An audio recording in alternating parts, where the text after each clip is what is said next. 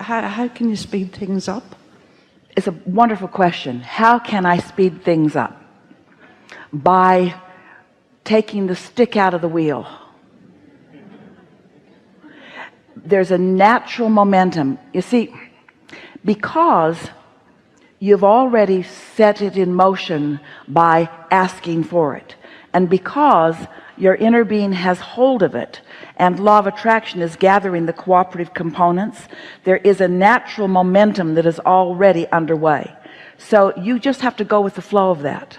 We've been talking about that all day. Just don't do that thing you do that doesn't let you go, and off you'll go. So you speed things by not slowing them.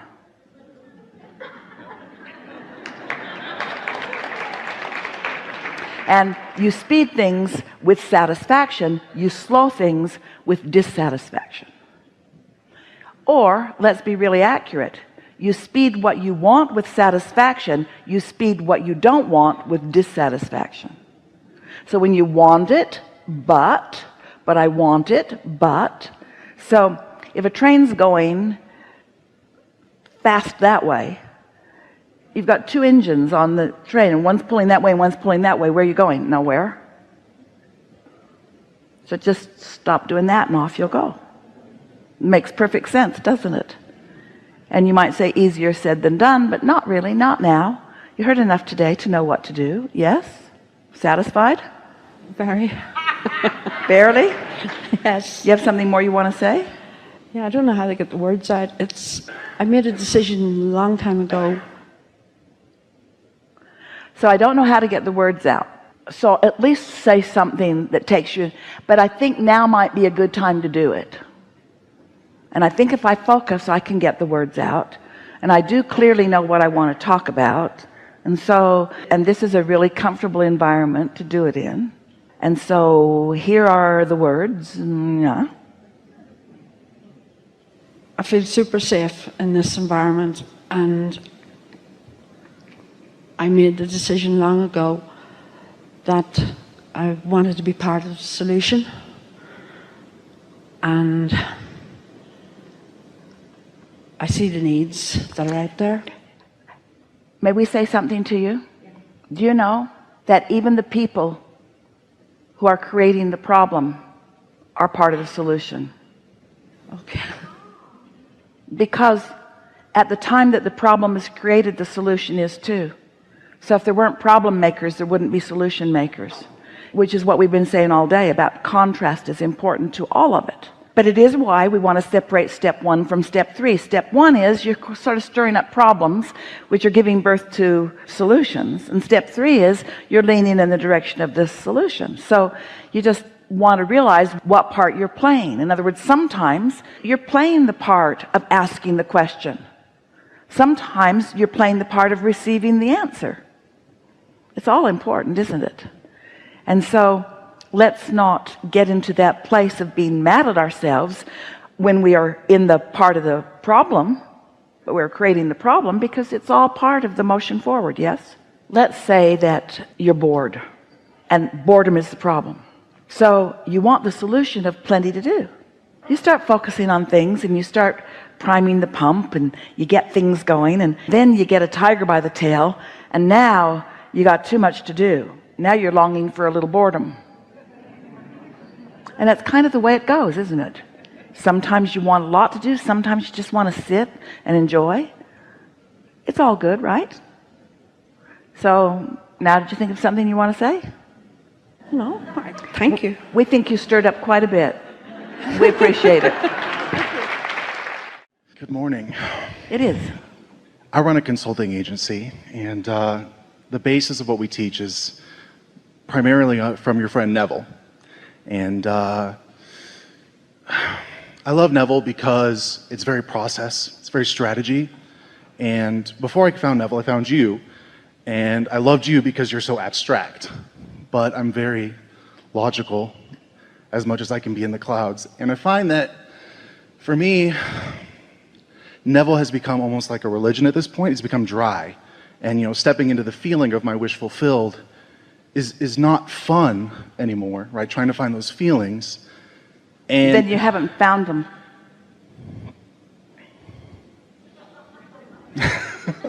If you haven't found them, you haven't synced up with source, and if you haven't synced up with source, then there's no momentum.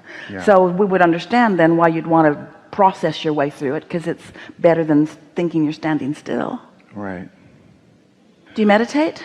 I don't segment time out of my day. Let's just tell you the advantage of that, because we can feel how these are very strong things that we can feel about, that we know about you. You are process oriented, nothing wrong with that. You are focused. You're like a dog on a bone. When you get hold of something, you really give it attention, and because you do, momentum picks up and you find productivity from that, and that's a good thing.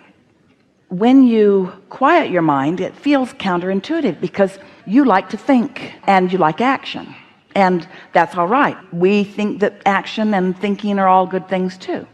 We just want you to be really in the receiving mode so that you have the full benefit of all of your resources before you begin moving forward. And so the reason that we really encourage meditation on a daily basis is because the only way that we know for sure that anyone can quickly allow their vibration to rise, because it rises naturally. You don't have to push it up there. Just let go of the resistance and up it will go. So the fastest, simplest way to allow your vibration to rise is to cease the thought that's keeping it from rising. And so rather than ask you to think this thought that feels better than this thought, when there's so much momentum that law of attraction won't let you let loose of it, we have found that it's much easier for you to just quiet your mind altogether rather than to sort out the good feeling thoughts from the not good feeling thoughts. So once you quiet your mind, and it's not hard to do, find something to focus on that's boring. Like in this room, listen to the sound of the air conditioner. Hear it? Most people, if they were to focus on that, at first it would feel really boring. But most people don't find much to think about. Like, you don't think, I've heard better. It's sort of just a boring thing that doesn't activate much going on in your mind. And if you focus on it, your mind wanders. It will. Focus on it again. And your mind will wander. Focus on it again. And after a little while, your thoughts will have quieted enough, because you've used your dog on a bone ability to focus on that. Now, the benefit of that is that has no resistance. That thought about that, it never wronged you, it never abandoned you, it never cheated you, it never hurt your feelings, it never distrusted you, it never accused you of anything. It's just the closest thing to a neutral non-thought that you can find. So when you find this neutral non-thought, your mind does what it naturally does. It shuts down. Sort of like when you go to sleep, but you're not asleep, you're focused on that. So now your vibration rises. And as your vibration rises, now, without you maybe even knowing you've done it, you have achieved vibrational alignment with the vibration of your source, where all the good ideas are. And so in that non-thought, there's a feeling of satisfaction. Now, you might meditate for 20 minutes and you might not actually get there till minute 19. You might not get there at all, but tomorrow you might get there at minute 18 or 19. But once you do that day after day, what begins to happen is you start to crave or anticipate that feeling of detachment, and you start to settle in to this profound feeling of contentment or satisfaction as you just rest in the energy of well-being.